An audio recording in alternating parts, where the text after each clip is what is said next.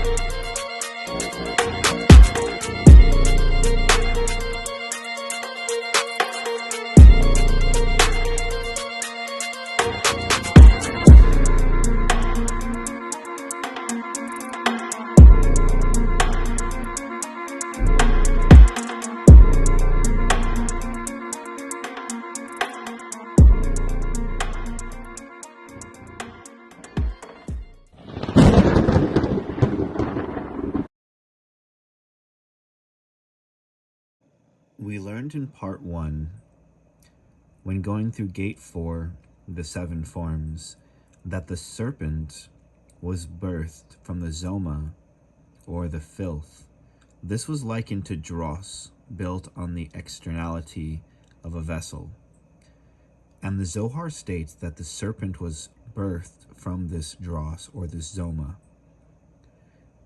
This was identified as the collective sum of experiences that build, as it were, upon the lower 7 forms. And these collective of sum of experiences personified the birth of the serpent.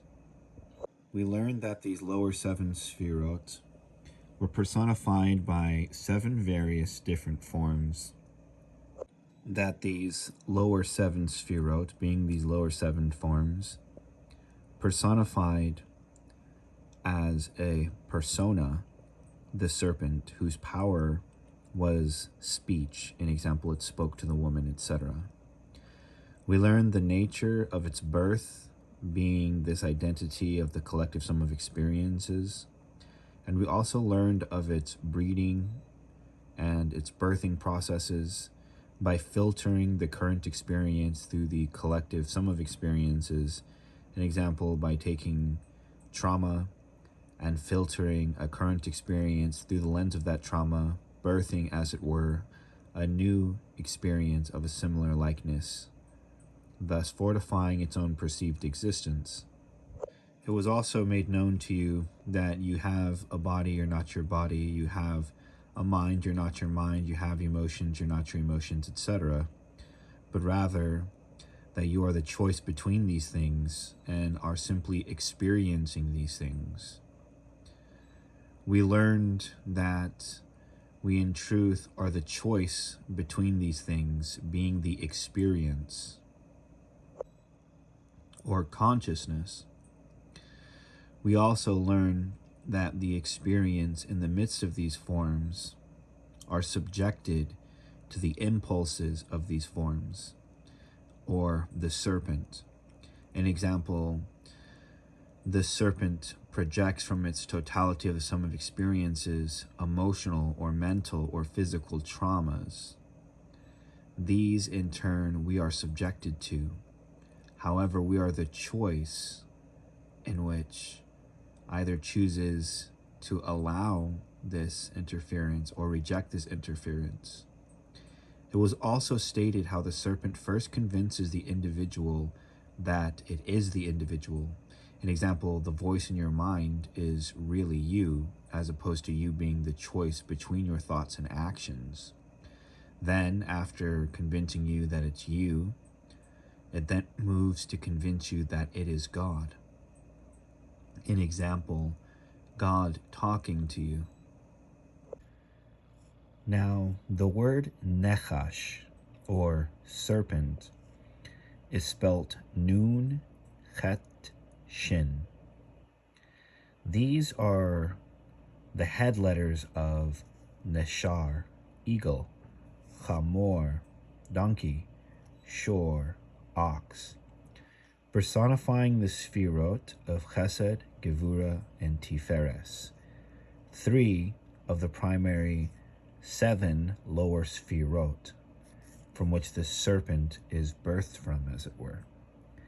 These in turn are called 7 eyes, and these 7 eyes, which personify this serpent, is what is written in the section called the Eyes of Zer Einpin.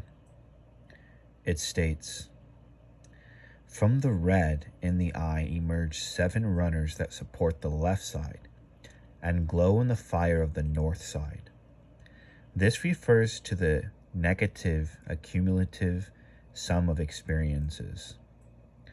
They are attached to the red color, in example, the negative, in order to expand in the world to reveal the ways of the wicked. This is what is written, those 7, the eyes of Hashem.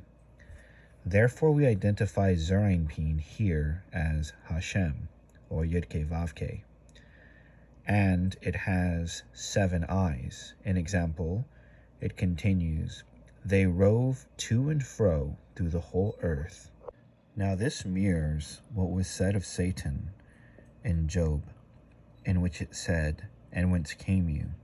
And he said, "From up and down and to and fro throughout the whole earth," a direct mirror to what is being stated here.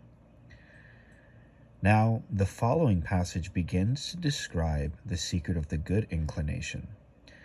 From the green in the eye, that is to say the right column, emerge 7 lights that circle to the south, in example Chesed, which is the direction of the south. They attach themselves to the green color to spread in the world, and discover the ways and the deeds of the people, either good or bad, as it is written, "For his eyes," plural here, "are upon the ways of man." These 7 eyes, in any place where the word eyes in a plurality is mentioned, refer to 7. Now that we have identified the nature of the 7 eyes being the secret of the collective sum of experiences which view reality roving to and fro throughout the whole earth, as it were, this is because reality becomes filtered by our thoughts, our emotions, our desires, our attainments, etc., and in such a way view reality, as it were. Now it needs to be understood that in every place the word eyes as a plurality is used, it refers to exactly 7 eyes, as it was just made known to you. With this key, we can begin to understand certain other keys. An example, when they ate from the tree of the knowledge of good and evil, it is written, "And their eyes," plural, "were open." This refers to 7 eyes, for they failed to see reality from one end of heaven to the other end of heaven, as our sages stated. But now reality was perceived through the lens of the 7 forms, as opposed to its true condition. With this key, we can also understand another secret. That is to say, lift up your eyes, being plural, mainly the 7, and behold, Mi Bara'ele, who created these? Thus the eyes, in example, the midot, or forms, personifying the serpent, must look up to its creator. And through the process of viewing this creator, it is written, "And Hashem will see eye to eye." For there is a distinction between these lower 7, called Zerainpin, and the upper ancient one, called the Atik. Now, in absence of its connection with the upper worlds, these lower 7 forms then personify the serpent. This serpent is an amalgamation between the Yetzer Tov and the Yetzer Hara, or the evil inclination and good inclination. a collective of sum of experiences, either for the good or the bad, based off of the dross, built on these 7 forms. Now, these 7 forms themselves are not inherently bad. In truth, they are likened to the Noga. They in themselves are neutral and are simply charged either with positive or negative experiences. These 2 serpents are hinted at by our sages, in which said, if the serpent had not sinned, we would have 2 good serpents. One would go to the south and one would go to the north and bring back anything that we asked of it. This is an allusion to the Yetzer Tov and the Yetzer Hara, the good inclination or the evil inclination. Now, the sin in reference here is the tree of the knowledge of good and evil. It is because these lower 7 spheros personify this aspect of that tree, and the totality of good experiences and totality of evil experiences personify the knowledge of good and evil. The resulting punishment of this is death. Now, this serpent is the ruling factor behind this reality. So our sages stated that this reality is ruled by the Yetzer Hara, or the evil inclination. And so, in absence of the personification of the divine in each other, meaning that if we do not see the divine in each other, as has been shown in various other places, all our reality becomes personified by these sums of experiences. The word zer is like the word zerah, meaning seed, and so we begin to spill seed, as it were, onto the ground. This spilling of seed refers to the projection of zerainpin, an example, the midot, or forms, or the collective sum of experiences. We spill this into the ground, an example, we project it onto reality. Regarding this, it is written, "What can I take as a witness to you, and what can I liken to you?" This, of course, being a rhetorical statement. What is the witness, and what is the likeness? As it is written, "I call heaven and earth to bear witness." Thus, we spill seed by projecting our sums of experiences onto reality, thus distorting it, as it were, which is the witness and likeness to God. And so it is written, when did Israel go into exile? Tractate Gittin. When they entered into the 7 royal houses of idolatry. Because when we project our sum of experiences onto reality, which is the witness and likeness to God, we create a true idol. Now, in absence of the divine, all one can see in each other is a filtration of these collective sum of experiences. And so we in truth are not actually experiencing the reality of any given thing, but only the reality as it is filtered through the lenses of these perceptions. And so we project and distort reality, as it were, on a continual basis. As an example, within inside of these collective sum of experiences are these ideas, and these ideas of things and people, etc., one then takes to move in as the real reality, and then seeks to project that idea of reality here into the world.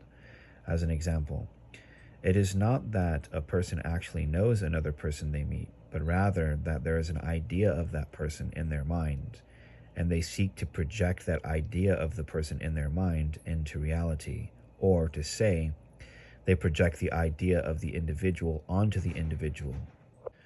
We use various terms to describe this type of nature, an example, expectations, etc. But all of these types of language and terminology used to describe such interactions are in truth this sum of experiences taking a current experience and filtering it. Thus, all types of judgment are brought into the world because we are consistently seeking to alter the reality and consistently seeking to alter others by viewing them and then filtering them through this collective sum of experiences, by which we then project our ideals of these collective sum of experiences back onto them. An example, what we think about them and how we feel about them and our motives, etc. Now, this good and evil is identified as Metatron and Samael, as it is written here.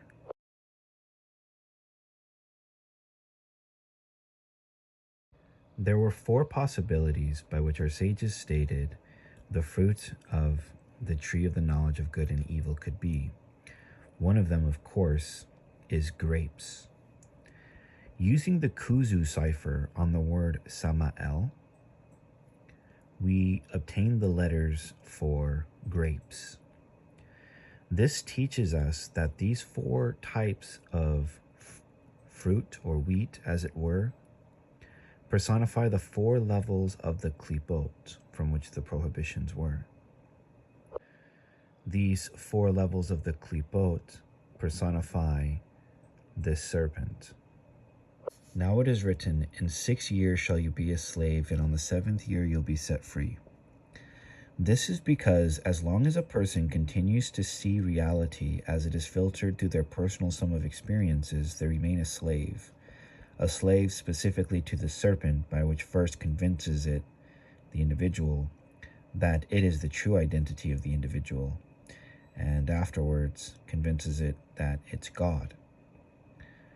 In order to be set free from this serpent, one must lift up your eyes and see who created these.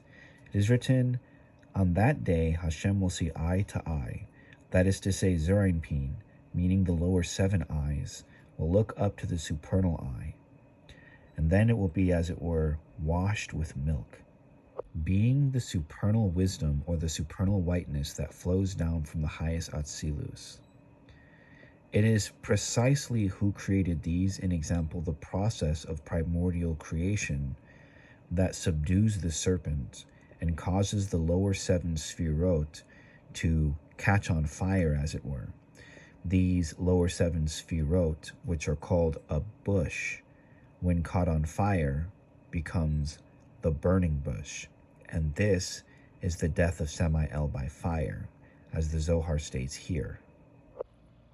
Regarding the 4 punishments of Samael, or the 4 deaths of Samael, which corresponds to the 4 types of things that personified the fruit of the tree of the knowledge of good and evil, and also the 4 klipot, we read, to punish Samael with burning through wood or the tree with which to kindle fire. Blessed is that body that is wood, meaning the lower 7 spheros, which personify the body. Its members are pieces of wood in which a fire will burn, which is the fire of the commandment in each member, to burn Samael by the supernal Shekhinah, that is Bina, with a tree, that is Tiferet, and with all the trees, meaning the Sphirot, that are attached to Tiferet. When the fire of the higher descends over the wood of the sacrifice, the stranger that comes near shall be put to death, because he will be bound in the fire. That is the meaning of, and the fire on the altar shall be kept burning in it, Vayikra 6:5. Blessed is he who is attached to the tree of life, with his body and limbs, for he is a candle. Each branch is a candle of a commandment, with 248 positive commandments. When both the tree of life and the commandment candle, which are Zerainpin and Malkut, are attached to that man, this verse will be applied. The bush burned with fire, but the bush was not consumed, namely the man. Samael and the serpent and all his ministers attached to the man's body, which are thorns, will be combusted. But the branches of the bush and its fruits and leaves will not be combusted. The Holy One, blessed be he, pointed this out to Moshe. So we learn that the correction of this supernal serpent that rules above us, which is identified as Samael, must be burned with the fire of the supernal Shekinah. This fire of the supernal Shekinah is the secret of the upper Atzil, the illumination of the Atik, from which it will cause these lower 7 eyes to behold this upper eye, from which it says, and on that day they will see eye to eye. Thus, in order for us to subdue the nature of the serpent, these 7 forms and their collective sum of experiences must behold the light of the Creator. An example of this is to be found in the secret of the letters, the Malbush, which descends from the highest Atzil or Atzilus, by which the lower seven forms become subdued, being that the reality is no longer filtered by the collective sum of experiences, but rather the reality is revealed by the light of the Atik itself, the divine itself, the underlying truth of existence. This in turn subdues this judgment process, and so the sum of experiences thus dissipate or burn away as if it was nothing. This is identified in Naso, the opening of the eyes, where it is explained that the upper eye of the Atik is singular and the lower eye is 7. Regarding this, it states, "We have learned that there is no light to this lower eye of Zerainpin to wash away the redness and blackness, except when it sees the white light of the upper eye, which is referred to as one at a goodly eye. No one knows when this upper holy eye illuminates and bathes the lower eyes of Zerainpin except for it. The righteous and the most meritorious will see in the future this eye, with a spirit of wisdom, hinting to the supernal whiteness as mentioned above. Wisdom is Chokmah, the level of Atzilus. Spirit are the Shorosh or root of the lower 7. This is what is written, for they shall see eye to eye." When will this happen? When Hashem returning to Zion, meaning when the lower 7 eyes return to Zion, an example perceive reality through the lens of that divine, that supernal whiteness. It is further written that you, Hashem, are seen eye to eye. If not for the uppermost good eye, that is ever attentive and bathes the lower eye of Zerainpin, the universe could not exist even for a moment, because the lower 7 would gain control and the world would enter into pure judgment without this redemptive quality. We have learned in the hidden book that everything is illuminated from this ever-attentive watch of the lower eye, when the light of the above eye is attentive to it, and the light of the above eye enters the lower eyes of Zerainpin, and this is what is written, that you, Hashem, are seen eye to eye. It is written, "Behold, the eye of Hashem is upon those who fear him. Hine ayin, Hashem el Yireyev." And it is also written, "The eyes," meaning plural, "of Hashem, they rove to and fro throughout the whole earth." Meaning, if they merit, the eye of Hashem is upon those who fear him. That is the upper eye of the Ancient One. If they have no merit, the eyes, plural, they rove to and fro. This are the lower eyes of Zerainpin. We have learned that the reason Joseph merited that no evil eye would have any dominion over him is because he gained merit to be watched by the upper eye. This is what is written, "Joseph is a fruitful bow dwelling by a well." The word well here is spelled as eye, that is to say, meaning due to the upper eye. We learned regarding to that upper eye, it is written, "We have learned that this eye of the Ancient One, the ever-attentive eye, is always open, always smiling, always happy. That is not the case below in Zerainpin, where are combined red, black, and white in 3 colors. They are not continuously open, since it has eyelids over the eyes that cover the eye. Therefore it is written, "Awake, why sleep you, Hashem? Open, Hashem, your eyes and see." And yet here it is written, "The eye of the white head are different from the other eyes. There is no membrane cover and no eyelid over the eye. Behold, he who keeps Israel shall neither slumber nor sleep." And we learned that the name of Atik is the most concealed of all and is not mentioned openly in the Torah except for one place that Zerainpin swore to Avram, as is written, "By myself have I sworn, says Hashem." This is the speech of Zerainpin when swearing by the Atik. And so we can see this is the language used in the Zohar. Now that we've identified the serpent and the lower 7 eyes of Zerainpin, the secret of the upper eye can now be better explained. It has been made known to you in the first 3 stages of the creation of the head of the Atik, that is to say, the Ein Sof, and the Ein Sof or the surrounding endless, which was the white of the eye, the Simsum, or the restriction, which was the color of the eye, and the hard spark, which is the black of the eye. These first beginnings of creation are the secret of lift up your eyes and see who created these, that is to say, behold the acts of primordial creation. This is the upper attentive eye that has no membrane or eyelid, that is the sustenance of all of existence, and the lower 7 eyes, which must look up to it. We also learned that this was the secret of the burning bush, and that the fire of the supernal Shekhinah descends down and causes the death of Samael by fire.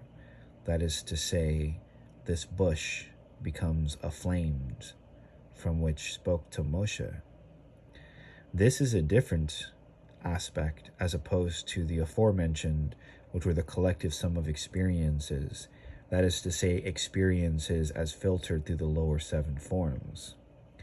Instead, this type of light, which spoke to Moshe through the burning bush, was the wisdom and light of the ancient Holy One, the ancient Atik, by which was the revelator of the divine mysteries here in reality.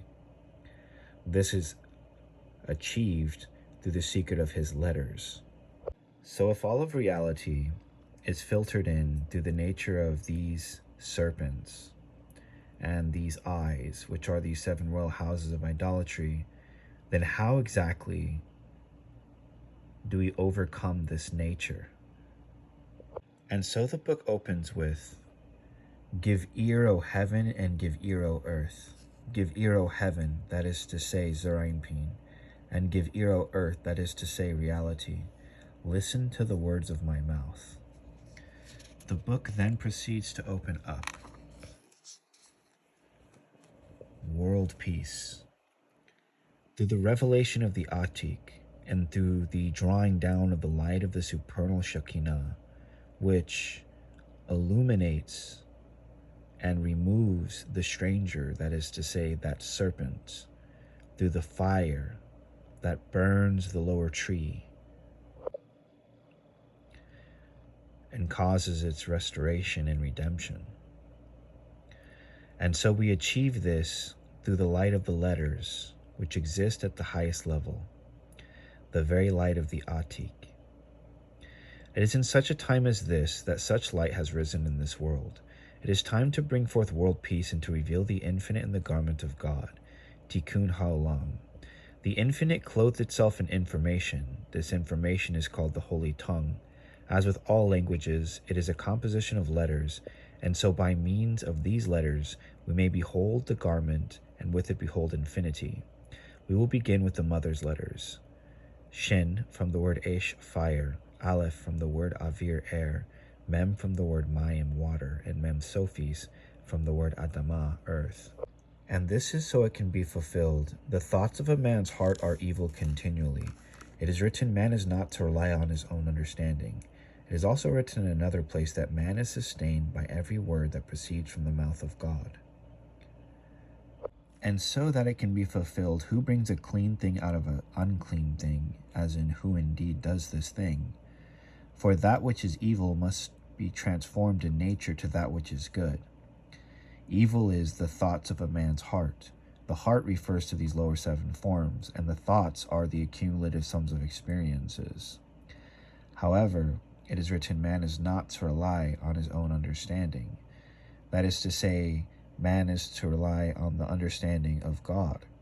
In order to obtain this understanding, you must understand that good is in relation to the light, as it is written, Vayera Elohim et Or ki tov, that God saw the light, that it was good. Thus the light is identified as the goodness.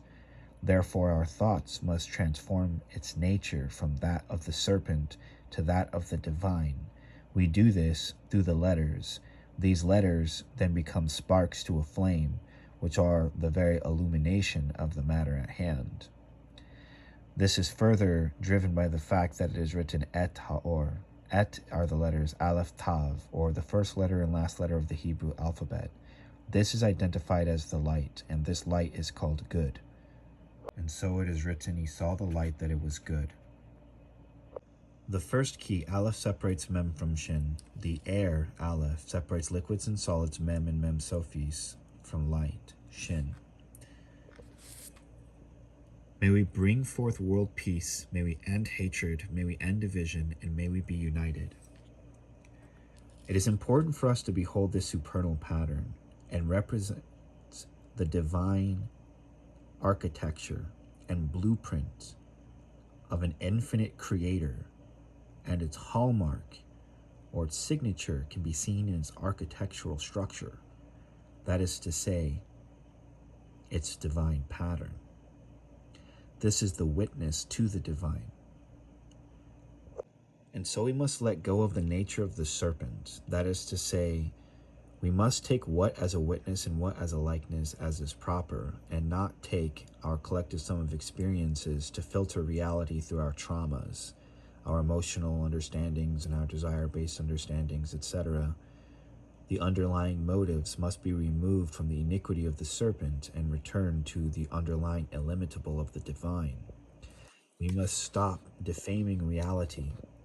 The word zer, meaning zerainpin, and the word seed, zera, is to say zain ra, 7 evils.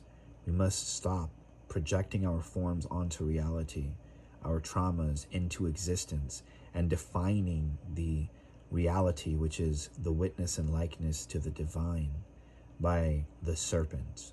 We must restore and take what is a witness and what is a likeness to the illimitable, by allowing the illimitable to be the defining factor and the revelating factor in existence. Become aware of our environment. Land and sea, Mem and Mem Sophit, are separated from the stars Shin above by the atmosphere Aleph. Go outside and experience the presence of the endless. Become consciously aware of the divine permeating existence. Stand on the land and sea and breathe in the air, and look up to the lights. Take one day out of the week, and on that day, take 10 minutes to sit down and become consciously aware of the environment. Experience the divine and allow its embrace.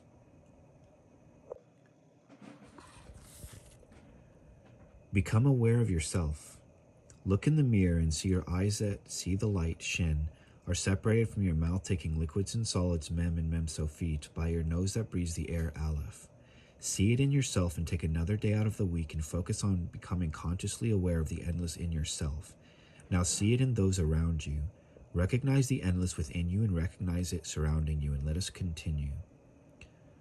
If we beheld this in each other instead of filtering our sum of experiences and projecting trauma, that means using the nature of the serpent in order to filter our own sum of experiences that have been accumulated through the dross of our midot, or attributes, but instead allowed the underlying illimitable to be the defining factor of reality, where would racism be? How could we possibly hate each other if when we looked at each other, we saw the illimitable? If we saw the divine pattern of an infinite creator when you looked at your brother's face, when you looked at your sister's face, when you looked at the stranger's face. Letting go of the control that the serpent has over the individual to project its filth and zoma, to spill its seed all over the earth, meaning to spill it on the ground, and instead cause that serpent to lift up its eyes to the illimitable creator and to behold the light from which the supernal whiteness descends, which is the whiteness of that supernal eye, from which it is written, washed with milk, by which the serpent is burned off through the fire of the supernal Shekhinah, and the lower 7 midot become refined in tikkun, in the secret of the burning bush, by which the light of the illimitable becomes revealed. Your body, the head that moves the body via light, Shin, signals from the brain are separated from the stomach, in example Mem and Mem Sophit, processing liquids and solids by the lungs, in example Aleph, that breathe the air.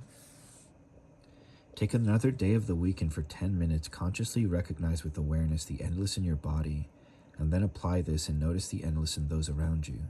And let us continue into deeper states of awe. Again, how could we hate each other if it was the divine and the illimitable that defined us, and not our collective sum of experiences, our perceptions of reality that have been a cumulative sum of experiences from the filtration of those 7 midot, those 7 forms, our emotional sum of experiences, our desire sum of experiences. Instead of looking at a person and defining them based off of our motives, instead of looking at a person defining them based off our emotional condition, our physical condition, our mental condition, what if it was the illimitable? What if it was not that which is inside of us that defined it, but that which is outside of us, that which is real, that which was in front of our eyes, and not what we sought to project onto it? And how would we treat the animals? And notice the animals, their eyes that see the light, shin, are separated from their mouth taking liquids and solids, mem and mem sophet, by their nose that breathes the air, aleph. Notice their head, which utilizes their body via light, shin, separated from their stomach, processing liquids and solids, by their lungs that breathes the air. And take a day of the week in 10 minutes and recognize this in the animals. Become aware of this principle. And how would we treat the animals? Would we continue to project our traumas onto the animal kingdom? Or would we see the illimitable in the animals as we see it in ourselves in the environment? Would we still feel like there is no God, or would you feel God's embrace all around you in the very environment that you exist? Would you see that the same thing that divided the environment divided you? Would you hate yourself when you looked in the mirror if you saw the image of perfection? Would you hate your brother, the stranger, your neighbor, your sister? Would you hate the animals? And how would we treat them? Would we continue to cause them to suffer? And the plants. Each plant receives its color from the light, shin, separated from the roots in the earth, mem, drawing water, mem, by its leaves converting atmospheric substance, aleph. Take another day of the week in 10 minutes. Become aware of the endless in the plants around you and become consciously aware of it. And how would we treat the plants? How would we treat nature? Would you feel like there was no God if you could go outside and simply see it in a blade of grass, a flower, a bush, a tree?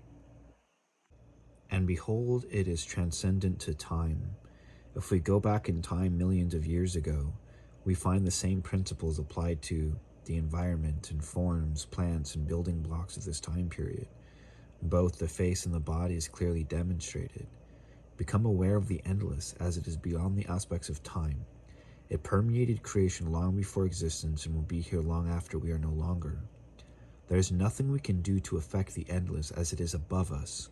All we can do is receive from the glory of its light. Allow yourself to keep the endless before you. Become aware. Awake, O dreamer. It is beyond space, because every planet is a body of liquids, mem, and solids, mem sophet, separated from a centralized star, shin, by space, aleph. This extends and is self-evident throughout over 100 billion galaxies. Take a day of the week and apply 10 minutes to become consciously aware of this concept. View the limitlessness of the endless. Enter the state of yirah, awe, and become aware of its presence. On the smallest scale, we see on the subatomic level the principle present, permeating throughout all of existence. As in the case of carbon-based atom, as is mentioned earlier, these permeate as solids, liquids, gases, and energy. Thus, everything in existence is subjected to the endless, including jellyfish, fish, mold, bacteria, etc., as each of these things are formed by the aforementioned aspects. Become aware of the endless in its limitless application. Realize it above the aspects of creation and keep the endless before you and feel the embrace of the Almighty.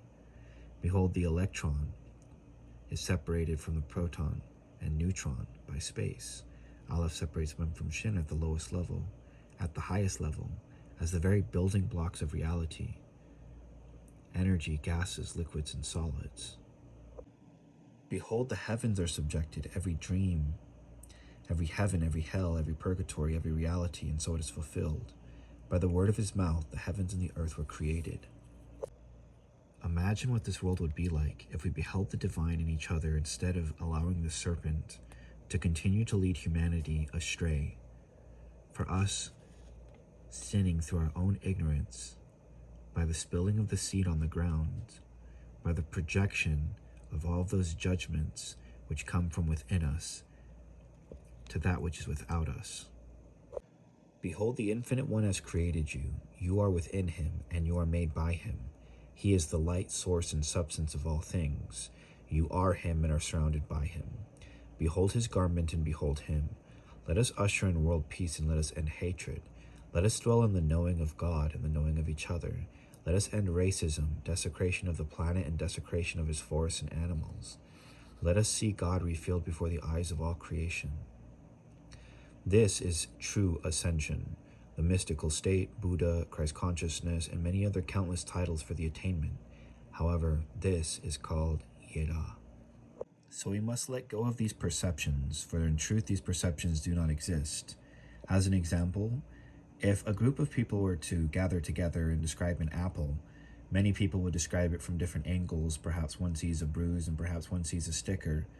But in truth, the only real reality is the apple itself. And because we cannot actually experience the apple, what we are experiencing is reality as filtered through perception. This filtration of perception, thus in itself, cannot be true reality, and as a result of that is only an illusion. Therefore, reality can be only defined by objective facts. This is the importance of seeing the illimitable as the underlying cause of all of reality. When we behold Aleph separates Mem from Shin as a primary example, we are viewing a glimpse of true reality. Reality as it is not filtered through the lens of perceptions, but rather reality as it is revealed by the illimitable. Now, this collective sum of experiences are not permitted to rise up with us. The very evidence of this is that when you go to sleep, try and think about work. Try and think about, are the bed coverings on you? Did you take a shower? Are your feet hanging out? Etc. And behold, none of these things will actually be there. Despite the fact that when you go to sleep tonight, you will experience eyes that see, ears that hear, a mouth that speaks, arms and legs that move. You will experience emotions. You will experience a mind. You'll experience desires. Because the forms themselves are not what are wicked. It is the accumulative sum of experiences, the zoma, the dross, the filth, that are built on these vessels, which are wicked. And in truth, they do not really exist. Thus, they are not permissible to enter into the higher heavens, and so you will not be able to do the aforementioned things when you dream tonight. That is to say, think about what you're going to eat for breakfast in the morning tonight when you dream. It will be futile. And so regarding the nature of the ascension of not only ourselves, but of the entire planet, and the uplifting of these 7 eyes to behold the supernal and illimitable one, it continues. Lift up your eyes and look to the heavens. Who created all these? He who brings out the starry hosts one by one and calls forth each of them by name. Because of his great power and mighty strength, not one of them is missing. For the eyes of the mind are lifted up from their preoccupation with earthly things, and from their being filled with the impression of material things, and they are so exalted that they peer beyond the created order and arrive at the sheer contemplation of God, and at conversing with him, reverently and suitably as he listens. How would things so great fail to profit those eyes that gaze at the glory of God with unveiled face, and that are being changed into his likeness from glory to glory? For then they partake of some divine and intelligible radiance. For these material things that one occupies themselves with will pass away. As it is written in Isaiah 51:6, lift up your eyes to the heavens and look on the earth beneath, for the heavens will vanish away like smoke, the earth will perish like a garment, and those who dwell in it will die in like manner. but my salvation will be forever, and my righteousness will not be abolished. The divine mystery of the chariot Merkava. I will now explain the method of ascension. The root of the word Merkava is rechav, which denotes to ride. However, this word also means grafting. Thus one grafts through a combination of letters, partsufim, and divine names, ascending from glory to glory into the place beyond all created order until one finds themselves before the great darkness from which the glory of God is made known. It is written regarding this, Exodus 20:21. So the people stood afar off, but Moses drew near the thick darkness where God was.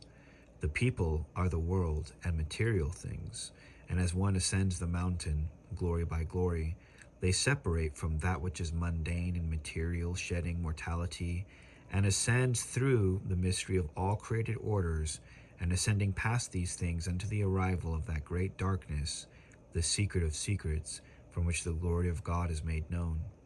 He made darkness his secret place. His canopy around him was dark waters and thick clouds of the skies, Psalms 18:11. Lift up your eyes to heaven, beholding that which is the created orders of above. Look upon the earth beneath, beholding that which is the created orders below. Ascending with the divine chariot, beholding the eyes to the orders of that which is above and that which is below, uniting and grafting these things together, as the divine chariot ascends from glory to glory, and from this grafting one causes the heaven and the earth to pass away. Through the unity of these two things, the illusion of separation vanishes like vapor, and the material, as the earth perishes as a garment.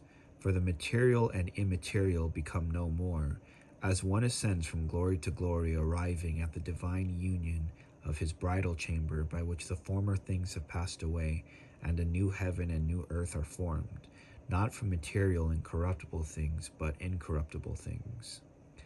Isaiah 65:17. See, I will create a new heaven and a new earth. The former things will not be remembered, nor will they come to mind. Grafting, arakava, one letter to another, one world to another, one divine name to another. Each combination from the Merkava combines the power of the divine names, the sphirot, and the letters.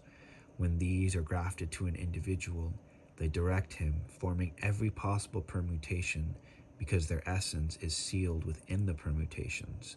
Every key of wisdom is given over to the individual who gazes, sees, and understands. When an individual looks into these permutations in a proper manner, he can see all of creation. This is likened to a person who looks into a glass mirror. He sees both his own face and the faces of all those who pass by. When the power of the influx begins to manifest and reveal itself to one gazing in the mirror, the letters and sphirot begin to appear before him like lightning flashes. And regarding this it is written, the Chayot ran and returned like a vision of lightning. Sefer Yetzirah states, 10 spheros of nothingness, their vision is like a flash of lightning. Like flashes of lightning, the letters, partsufim, worlds, and divine names flash before the eyes as one ascends from glory to glory.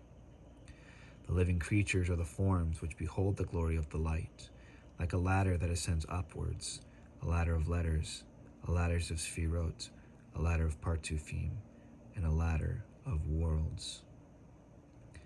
It was written of this, tree producing fruit containing seed containing tree.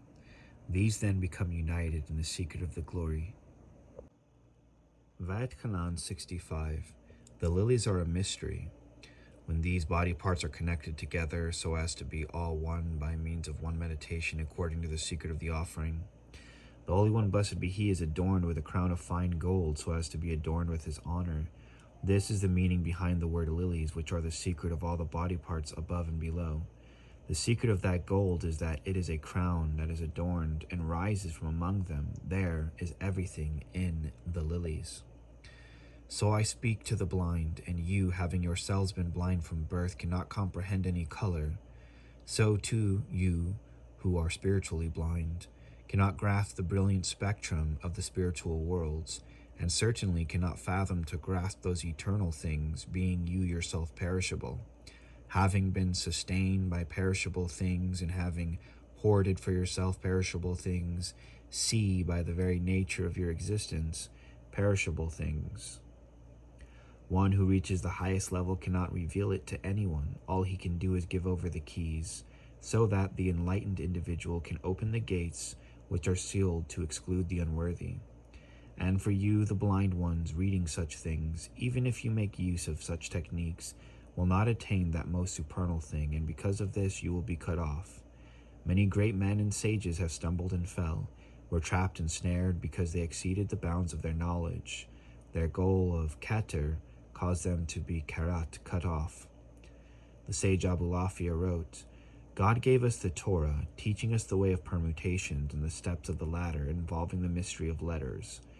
Without such information, it is impossible to reach the level of knowing God. For the nature of God, whose being is that most high source of all things, whose nature is to accept the lower things, having he himself created all things perishable and imperishable, made his glory known, he did so through a certain poor one. The nature of the lower things is to reject the lower things. Therefore, when the highest of all things came garbed in the lowest of all things, he was rejected. And that one who ascended glory to glory brought down light of the eternal, his clouds of gloom and sorrow which surrounded him and from which so many have fallen, parted. That light, which is that very life of all things, came into the world. 10 spheros of nothingness, close your eyes that it not speak of them, and your heart that it not think. And if your heart runs, return it to its place. It is thus written, the Chayot ran and returned. Regarding this, a covenant has been made. As it is written in Isaiah 41:23, you already know that Isaiah said, declare the letters backwards.